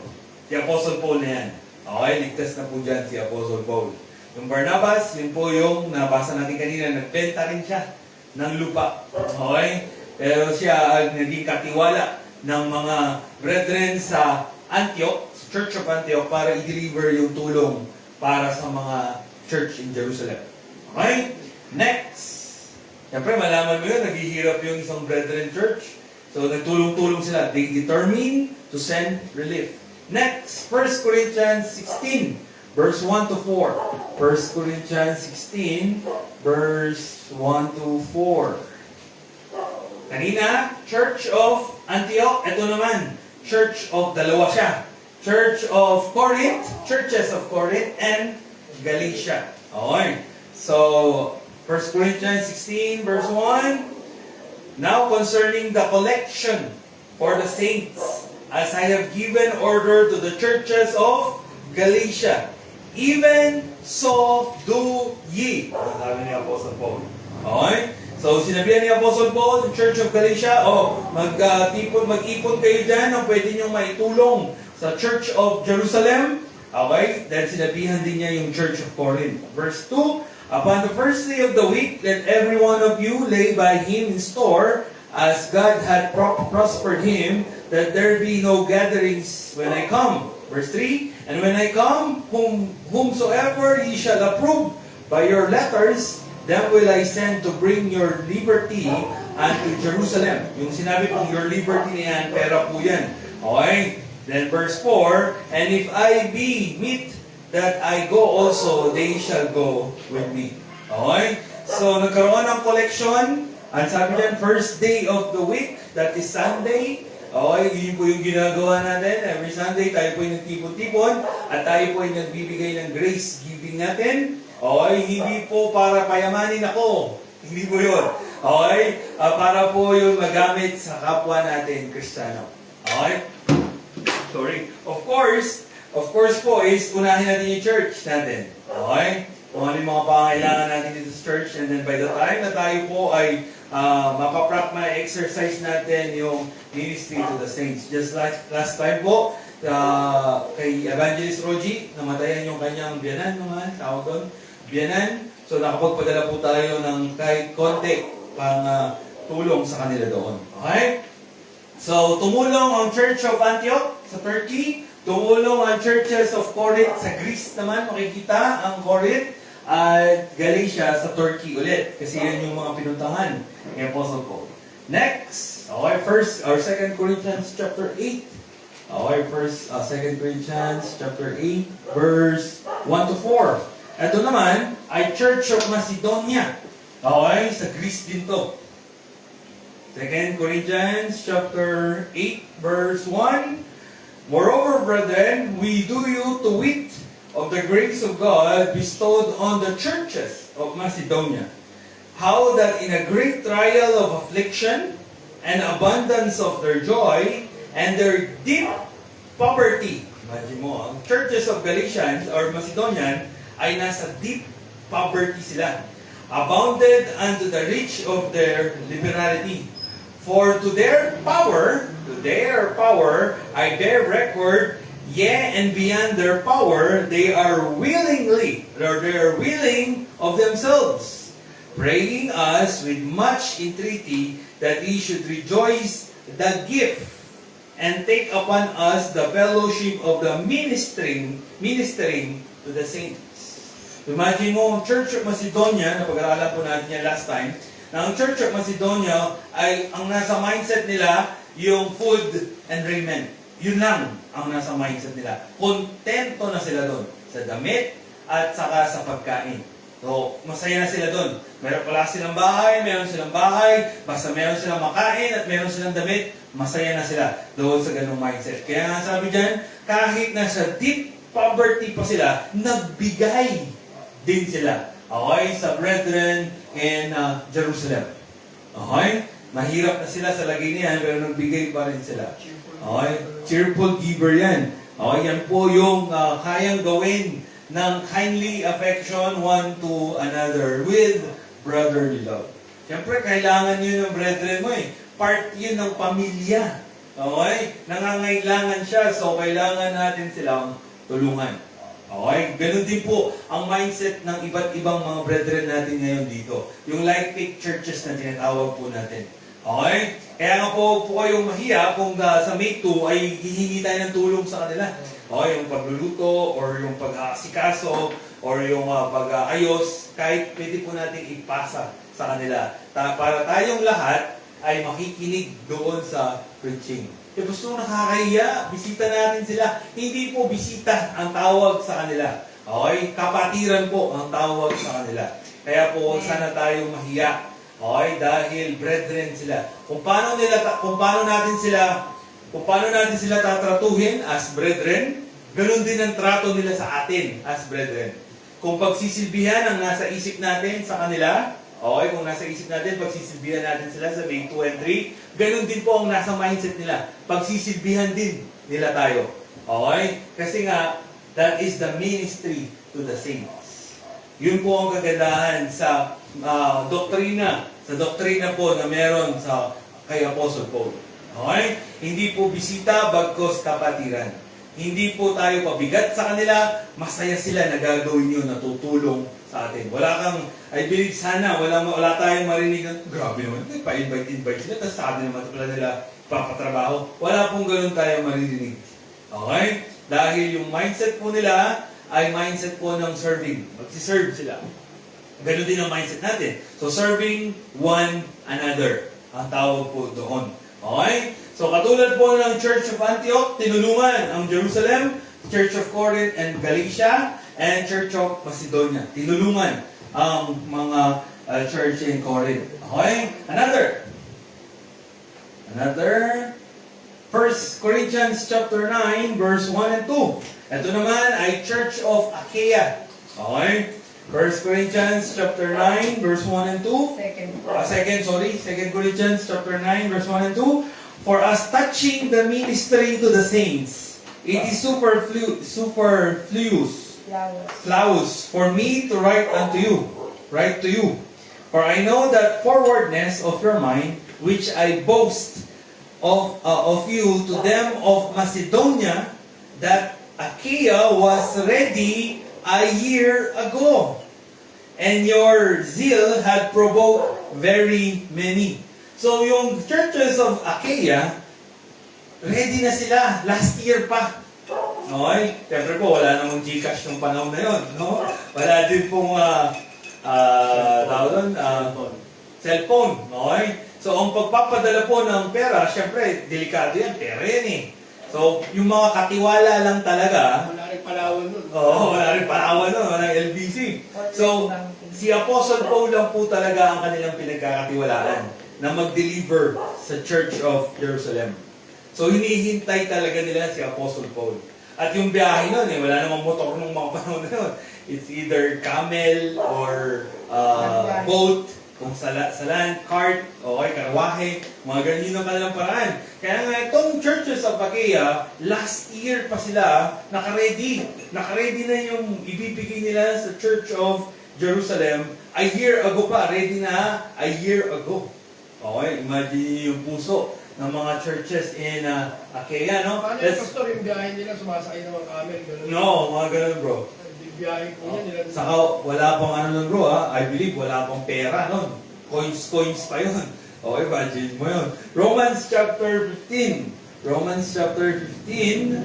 verse 26. Okay, Romans chapter 15, verse 26. 25 muna tayo. Ano sabi dyan? But, sige po, hintayin ko yung mga nagbubukas pa. Romans chapter 15, verse 25. But now, I go unto Jerusalem to minister unto the saints. Sabi ni Apostle Paul, verse 26, for it had pleased them of the Macedonia and Achaia to make a certain contribution for the poor saints which are at Jerusalem. So yung Macedonia and Achaia ay nagbigay sa mga poor saints in Jerusalem. Okay? So, sa kanilang mga ginagawa, okay, they did this all with a ready mind. They did this with a willing heart. And they did it with determination, just like a family. So, ginawa ng mga churches na yan na nabanggit na handa ang kanilang isip. Okay? Willing ang kanilang puso na tumulong. At meron silang determinasyon na tumulong. Okay? At ano yan? Based on their ability. Yung kaya lang nilang itulong. Okay, sabi ko nga po sa inyo, hindi mo kayang ibigay ang wala ka. Okay, halimbawa, nakita ko si Victor, naghihirap siya. Mabigyan ko nga siya ng motor. Wala naman akong motor. Paano ko siya bibigyan? Okay, imagine nyo na lang po yun. Okay, so, the churches na nabanggit, with a ready mind, willing heart, and determination, just like a family, except Corinth. Yan ang medyo napilitan. Napilitan silang magbigay. Bakit? Let's open 2 Corinthians. Punta po tayo sa 2 Corinthians chapter 9. Kaya nga doon mo mababasa yung God loveth a cheerful giver eh. Sa 2 Corinthians chapter 9. Okay?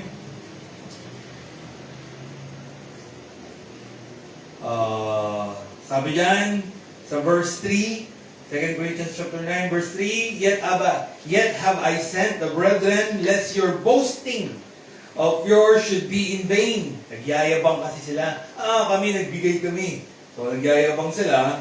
Sabi ni Apostle Paul, huwag kang magyabang. Sabi nila, in vain, in this behalf, that as I have said, ye may be ready. Verse 4, Lest haply, if they of Macedonia came with me and find you unprepared, that we say not ye, should be ashamed in the same confident boasting. Okay, halimbawa may mga brethren sa Macedonia na kasama ko. Tapos makita nila, pagdating namin, doon pa lang kayo mag-iipon-ipon ng pwede niyong itulong sa Jerusalem. Okay, nakakahiya. Sabi niya ganyan. And then verse 5, Therefore I thought it necessary to exhort the brethren that they should go before unto you and make you beforehand your bounty. Wherefore ye had not noticed before that the same might be ready as a matter of bounty and not of covetousness. Okay, na ano lang kasi sila naapektuhan sila. Nagbigay yung kapitbahay natin na Antioch, Macedonia, Achaia, magbigay din tayo. Parang gaya lang. Oo, gaya lang. Covetous kasi, ibig sabihin mo ng covetous is nainggit. Nainggit lang sila. Okay. Kaya sabi ni Apostle Paul, wag ganyan. Wag ganyan ang iniisip nyo pag kayo tutulong sa mga saints. Kaya nga verse 6, But this I say, he which soweth sparingly, which shall reap also sparingly, and he that soweth bountifully, shall reap also bountifully. Hindi po ito yung pagbibigay ha. Magbigay ka ng madami, aani ka ng madami. Hindi po yun ang mindset. Ang ibig sabihin po niyan, ng verse na yan, is kung ikaw ay tutulong ng marami, tutulungan ka rin ng marami. Okay? Hindi po terms yun ng pera. Tulong po ang usapan dyan. Okay? Kaya nga sa verse 7, ito ang sinabi ni Apostle Paul, which is pinapractice natin ngayon, every man according as he purpose in his heart. Kung ikaw ay magbibigay sa kapwa mo Kristiyano, unang-una mong gagawin, i-purpose mo muna sa puso mo. Okay? And then, so let him give, not grudgingly, nor of necessity, but God loveth a cheerful giver. Kaya nga sinulat dyan sa Corinthians yung verse na yan, kasi hindi sila cheerful giver ang mga Corinth. Kaya nga may exception, Corinth. Si Antioch, si Antioch, determinado sila. Ready mind yung iba, si Achaia, and then willing heart sila magbigay, silang lahat. Pero pagdating kay Corinth, medyo madamot at medyo napipilitan at merong mga kasama. Okay? By the way, ang pinakamayaman sa kanilang lahat ay ang Corinth. Ang Corinth po ang pinakamayaman sa kanila.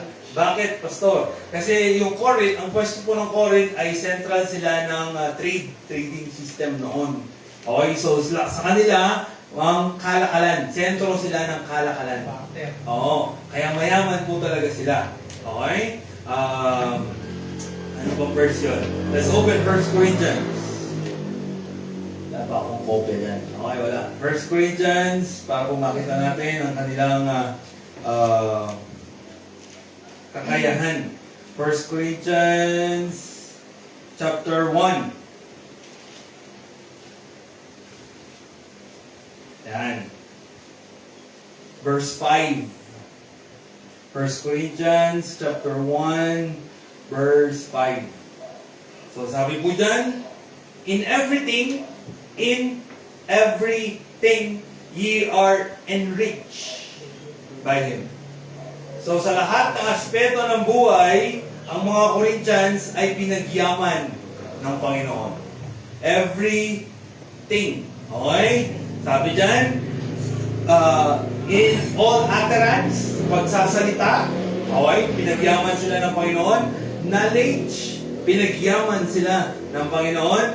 Verse 6, even as the testimony of Christ was confirmed in you. So nakita pa sa kanila ang testimony ni Jesus Christ. Imagine mo yung mga Corinthians. Okay?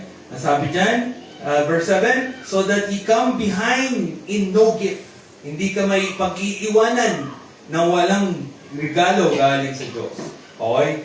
Ganyan sila kayaman ang mga Corinthians. Pero sila pa ang pinaka-kuripot sa kanilang magbigay. Kaya mga taga Ilocano. Hindi ko alam bro, hindi ko alam. Okay? So, yan po ang ginawa ng mga churches sa Poor Saints of Jerusalem. Yan ang perfect example ng be kindly affection one to another with brotherly love. May nabalitaan sila, may pagkukulang, may pagkukulang or may mga kailangan nagbigay. Okay? Then, sabi dyan, this kind of action resulted to, yung action nila ay nagbigay sa kanila ng pleasure. Okay? Romans chapter 15, balikan natin yan. Romans chapter 15, verse 27. Tama. Romans 15, verse 27. Sabi dyan, it had pleased them verily, and their debtors they are, for if the Gentiles have been made partakers of their spiritual things, their duty is also to minister unto them in carnal things. Yung carnal po na yan ay physical. Okay? Hindi po yan yung ugali ng isang Kristiyano. Kasi hindi naman po Kristiyano ang pinag-uusapan dyan. So, yung carnal things na yan. So, sabi dyan, ang mga taga-Jerusalem kasi ay kumbaga napunta ang kaligtasan sa atin dahil sa katigasan ng mga ulo ng ibang taga-Jerusalem. Ngayon, napunta sa Gentiles ang spiritual things. So, duty naman, sabi ng mga mga Achaeans at saka ng Macedonian, duty naman natin na tumulong sa kanila physically. Nabigyan tayo ng spiritual, duty naman na bigyan natin sila ng physical things. Okay? Kasi, and then next po is 1 Corinthians chapter 16. Okay? 1 Corinthians 16, verse 15. 1 Corinthians 16, verse 15. Sabi dyan, I beseech you, brethren, you know the house of Stephanas, that is in the first fruit of Achaia, that they have addicted themselves to the ministry of the saints. Yan yung nagbibigay, kumbaga, siguro po yung iba sa inyo naka-experience na ng addiction. Okay? Si JL, addict na rin yan sa cellphone. Okay? Kaya alam ko ang ibig sabihin ng addiction. Okay? So, nagbibigay saya kasi sa kanila, kaya nga sila na-addict eh. Kaya nga na-addict siya, example na lang si JL, yung mga nagda-drugs, yung mga gumagawa ng mga kung ano-ano. Kaya nga sila na-addict kasi nagbibigay yun ng saya sa kanila. Okay? Diyan sa 1 Corinthians 16:15 na addict din ang mga Kristiyano na tumulong sa kapwa nila Kristiyano. Okay? Ibig sabihin po, pag ikaw ay tumutulong sa kapwa mo Kristiyano, magkakaroon ka ng saya, pleasure. Okay? So, magsisimula ka na ngayong ma-addict sa ministry to the saints. Tumulong, isipin ang kapwa Kristiyano. Okay? Then, na-fulfill po yung duty. Nabasa ko na niyan sa Romans chapter 15, verse 27 kanina. Fulfillment of the duty. Yan. Pag tumulong tayo sa kapwa nating Kristiyano, tayo ay kindly affection sa ating kapwa nating Kristiyano, okay, magbibigyan tayo ng pleasure. Mabibigyan tayo ng fulfillment para bang pakiramdam mo meron kang nagawang pakinabang. Okay? Yun, yung pagtulong sa kapwa natin, Kristiyano. Pastor, hindi ako mayaman. Hindi lang po pera ang pwedeng ibigay sa kapwa natin, Kristiyano. Pwede rin po yung oras ang pwede nyo ibigay sa kanila. Okay, pwede nyo rin pong talent na ibigay nyo sa kanila. Kung ano yung pinagkaloob ng talento ng Panginoon sa inyo at binigay nyo yun sa kapwa nyo Kristiyano, okay, yun din po ang makakatulong or makakapag-produce din po yun ng pleasure and self-fulfilled duty. Talent and time. Okay? Lalo na yung time. Kung mo sabihin wala ka ng time, okay, baka kunin ng Panginoon sa iyo yan. Okay? Pastor, wala akong time eh. Busy ako sa ganyan. Okay? Why not kahit magbigay po kayo ng konting time sa kapwa nating Kristiyano, itabi muna natin yung mga iba nating gagawin na hindi naman urgent. Okay? At spend natin yung time para sa kapwa nating Kristiyano, and that will be a pleasure and fulfilled duty. Okay? Magre-resulta po yan sa ganyan. Next, magre-resulta po yan ng determination to help. Yung pagtulong sa kapwa, kindly affection, makakapag-resulta po yan ng determinasyon mo para tumulong. Okay? Katulad po ng mga Antioch brethren. Next, pag ikaw ay tumulong, pinaramdam mo yung pamilya sa kapwa nating Kristiyano, okay, kaya mong ibigay ang iyong sarili. And to give themselves to the Lord for yun yung mga Macedonia naman. Okay? Unang-una nang binigay ang kanilang sarili. Okay, let's open 2 Corinthians chapter 8. 2 Corinthians chapter 8, verse 1 and 5. 1, tapos jump po tayo ng 5. 2 Corinthians chapter 8, verse 1. Moreover, brethren, we do you to wit by the grace of God bestowed on the churches of Macedonia, verse 5, as this they did, not as we hope, but first gave their own selves to the Lord and unto us by the will of God. Unang-una nilang ginawa ay binigay nila ang sarili nila sa Diyos. Sumunod na yung pagtulong sa kapwa Kristiyano. Okay? Kasi pag binigay mo yung sarili mo sa Diyos, bibigyan ka ng Diyos ngayon ng mga bagay na pwede mong itulong sa kapwa mo Kristiyano. Time, treasure, and talent. Okay? The time, treasure, and talent ang pwede natin ibigay. Okay? Kung marami kang treasure, marami kang pera, marami kang resources, pwede mo itulong. Kung meron kang time, ibigay mo. Kung meron kang talent, ibigay mo din. May talent kang mag-drive, may talent kang ipagluto ang mga brethren pag sila ay may construction or something like that. Okay? Ibigay yan sa Panginoon. Okay? Then, principle number 1, sa pagtatapos po, mandate, or ano ibig sabihin ng mandate? Utos. Utos ng Diyos sa lahat ng Kristiyano ay kindly affection. Utos yan ng Diyos. Okay? Yan ang dapat mong gawin. Huwag mong sabihin, Pastor, Lord, nandiyan naman si Pastor, nandiyan naman si Kuya Arnold, nandiyan naman yung mga sinusunod mga brethren. Kaya na nila yan. Hindi po. Okay? I-party mo, isama mo yung sarili mo sa pagtulong sa ministry. Okay? Dahil yan po ay utos ng Diyos, mandate, utos ng Diyos sa lahat ng Kristiyano. Okay? Of course, syempre kung available ka, kung hindi ka available kasi nasa work ka, maiintindihan nyo ng Panginoon. Pero kung nasa bahay ka lang, manonood ka lang ng YouTube, Netflix, ML, or kung ano mong ginagawa mo, tapos na may nag-announce na may gawain na pwede natin tulungan, kaya na nila yan. Manonood na lang ako ng YouTube. Okay, gano'n. Hindi po gano'ng klaseng mindset dapat meron tayo. Okay? Itulong po natin, basta mayroong available po natin. Kaya nga sabi doon, in their ability, sa kanilang kakayahan, sila ay tumulong. Okay? Next, manner. Okay, ano ibig sabihin ng manner? Paano gagawin? Kanino mo igagawin yung kindly affection one to another? One to another. Okay? And then lastly, yung motive mo. Yung motibo mo kung bakit mo yung gagawin? Kasi brotherly love. Pamilya mo kasi sila. Yun ang iniisip mo. Gagawin mo yung kindly affection, pagtulong sa brethren, kasi pamilya mo sila. Yun ang iniisip natin. Okay? Yun yung motibo natin kung bakit natin siya gagawin. Okay? Yan po ang principle number 1. Okay? Tapos na natin sa next Wednesday. Next Wednesday na po. Kasi 8:20 na. Number 2 na tayo. Preferring one another. Okay? So next, tuloy na lang po natin yan sa susunod na Miyerkules. Ramdam ko talaga yung bitin. Okay? Opo, naiintindihan ko yan. Pero po, ano po kasi, kumbaga may pasok bukas yung iba. So, tapusin na po muna natin dyan. At tayo po'y dumako sa mga prayer requests. Of course, patuloy natin isama si Alib, no? Sa, ano yung bro, hintayin mo lang bukas yung ano niyan, no? Hindi po, tinanggihan po yung dinala ko eh. Mali daw yung ginawa namin ng pagkakuha ng dumi. Dapat daw yung air na diaper, yung plastic. Babalik na rin siya yung plastic yung kasi daw makikita rin po yung yung cotton particles. Kasi yung daw pong diaper may cotton yun. Sabi ko nga, marami naman po sa ibabaw lang kami kung kahit na po.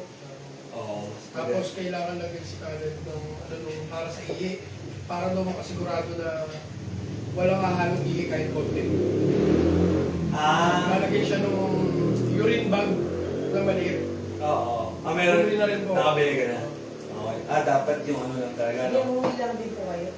Umuwi rin po ako. Tapos sila na yung nagano'n doon. Bumili na lang ulit ako ng mga lagayan. Tapos yun, bumili na lang ako ng diaper. Ang hirap kumalit ng diaper na yun. Yung gano'n. Mahirap na. Kasi wala nang gagawin nun eh. Oo. Plastic po yung... Oo, mainit kasi. Mainit kasi yun. no? Eh, yun ang kailangan. Babaligtarin mo, yun ang ilalagay mo, yung pinaka-plastic. Oo. Nakabalik. Para makuha yung Oo. specimen. Walang sasamang cotton. Pero so far ngayon, nakatulog na siya. Dumidede na po. Dumidede naman po. Kumbaga lumalakas na siya. Okay na. Oo, yun ang importante kasi lumalakas Medyo na. na ano lang siguro si Michelle na tataranta. Natataranta. Kung pwede natin si Ate Michelle. Oo, Okay. kanina, akala ko, napapalo na si Caleb eh. Baka baka atakihin sa si Ate Michelle. So mag-pray natin siya. Okay, na magbigay siya ng wisdom ng Panginoon. Okay, sa kung paano ang tama at dapat gawin para kay Caleb. Okay, so meron po kamusta po si Sir Archie, si Kuya Archie? Hindi okay yun. Medyo okay na po siya. May mga Pero po yung gamit mo. nagagamot po siya. Okay, sige. Tuloy po natin. Ibig sabihin, tuloy po natin pag-pray yung kanyang total recovery. Okay, saka siyempre financial needs, okay, ng pamilya. Siyempre, di po yung biro. I believe di biro yung gamutan talaga. Okay, magastos niyan. Of course, Brother Victor, pag-pray din natin yung kanyang scoliosis. No? Meron pa po ang gusto isama sa prayer? Ano yung dadagdag? May karamdaman. Oo. Hindi ko alam si Nanay Edith. Meron, okay lang po ba siya? Ayun, tiyan niya. Oh. Okay naman po siya? May balita po ba kayo? Wala. Okay. Sige po. So, tayo po ito ngayon muna lahat at tayo po ay manalangin kung wala na po kayong maidadagdag sa ating mga prayer request. Okay. Kamusta pala si bro? Sir, Kuya Martin? Si Kuya Martin po nakalabas na. Nakalabas na. Gamutan lang din siya ulit. Oo, nakakapagsalita na. Nakita ko siya kahapon. Okay. At least answer prayer. Nakaka siya eh. Ano? Nasa sa likod ako. Sabi ko, Martin, nagulat po siya.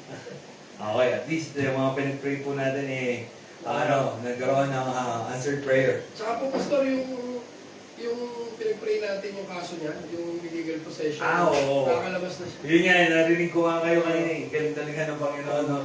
Sana mangusap ang Panginoon or maalala niya ang Panginoon sa sa kanyang buhay pag siya ay laya na. Okay? So tayo po ay manalangin.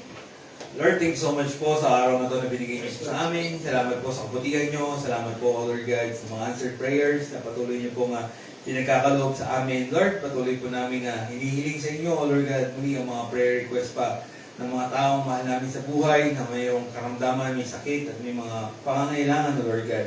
Tulad po ni Mr. Solomon, Lord God, patuloy po kayo mangusap sa kanya at kayo na pong bahala, Lord God, kahit po kay Mr. Russell din, Lord God, yung dialysis, yung provision, Lord God, ng pangangailangan nila, please provide po, patuloy po namin ito nalalangin sa inyo. Lord, sana po magkaroon po ng chance na ma-sharean din po ang mga taong ito, Lord God, upang makapakinig po sila ng inyong mga salita at ng inyong kaligtasan, yung ebanghelyo ng kaligtasan, Lord God, upang sila po ay maligtas at mapunta rin po ng langit. Lord, patuloy din po namin ang dinadalangin sa inyo si Victor, Lord God, sa kanyang scoliosis, sana po ay maayos na po ito.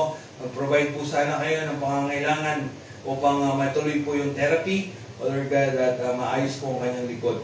Lord, patuloy din po namin dinadalangin sa inyo si Karen, Lord God, na yung kanyang pananakit ng tiyan. Lord God, Lord, sana po bigyan niyo na po siya ng comfortability. Wala na po sana yung sakit niya sa tiyan, Lord God, at maging comfortable na po sana siya. Lord, patuloy din po namin dinadalangin sa inyo si Caleb. Lord God, na Lord, kayo na pong bahala sa batang to. Tulungan niyo po si Kuya Arnold, sa Ate Michelle.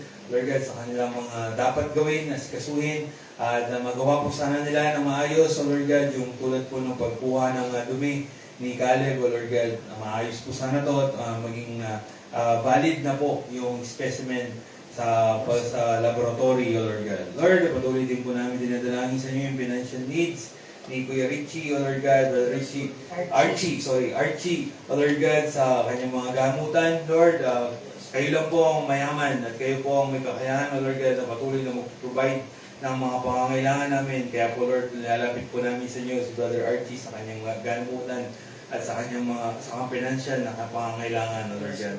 Lord, patuloy po namin dinadalangin sa inyo mga estudyante po na pumapasok everyday yung nag-duty, katulad po ni Caleb, Lord God.